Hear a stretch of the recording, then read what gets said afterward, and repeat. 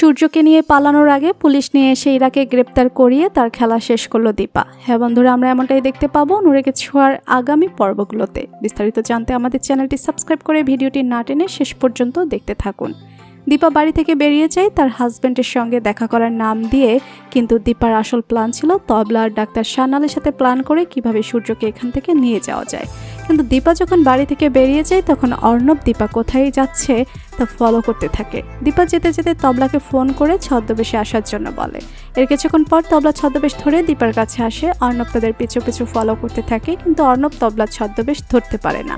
তবলার দীপা বুঝতে পারে তাদেরকে অর্ণব ফলো করছে। তখন তারা বুদ্ধি করে একটা রেস্টুরেন্টে যায় এবং তারা দুজনে স্বামী স্ত্রীর অভিনয় করতে থাকে, যাতে করে অর্ণব বুঝতে পারে এই নার্স মেয়েটি দীপা নয়।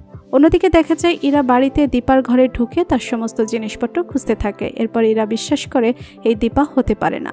এরপর ইরা অর্ণবকে ফোন করে বলে সেখান থেকে চলে আসতে। রেস্টুরেন্টে দীপা ডাক্তার শাহনাল আর তবলার সঙ্গে বসে সকল কিছু প্ল্যান করে কিভাবে সূর্যকে নিয়ে সেখান থেকে চলে যাবে। অন্যদিকে দেখা যায় সোনারূপার স্কুল থেকে অভিভাবক মিটিংয়ের আয়োজন করা হয়। একথা শোনার পর অর্ণব আর ইরার মাথায় নতুন প্ল্যান আসে। তখন তারা দুজনে প্ল্যান করে সূর্যকে বাড়ি থেকে বের করার উপায় তারা পেয়ে গেছে। এবার আর তাদেরকে ওই নার্সের উপর ভরসা করতে হবে না। স্কুল থেকেই তারা সুযোগ বুঝে সূর্যকে নিয়ে পালিয়ে যাবে। এরপর দেখা যায় দীপা চিন্তা করে কি করে সে কালকে সোনারূপার স্কুলে যাবে। তাকে তো নাচ সেজে সূর্যের পাশে থাকতে হবে। তখন দীপার কাছে আসে লাবণ্য সেন।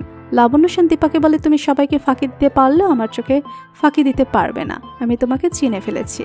এরপর লাবণ্য সেনের সঙ্গে প্ল্যান করে দীপা কি করে সে কালকে সোনারূপার স্কুলে যাবে। অন্যদিকে অর্ণব আর ইরা তাদের সকল প্ল্যান সাজিয়ে ফেলে কালকে তারা কিভাবে সূর্যকে নিয়ে সেখান থেকে পালিয়ে যাবে। তো বন্ধুরা, তোমরা কি চাও ইরা সূর্যকে নিয়ে পালিয়ে যাওয়ার আগে দীপা যেন ইরাকে পুলিশে দিয়ে ধরিয়ে দেয়? কমেন্ট করে জানিয়ে দাও তোমাদের মতামত।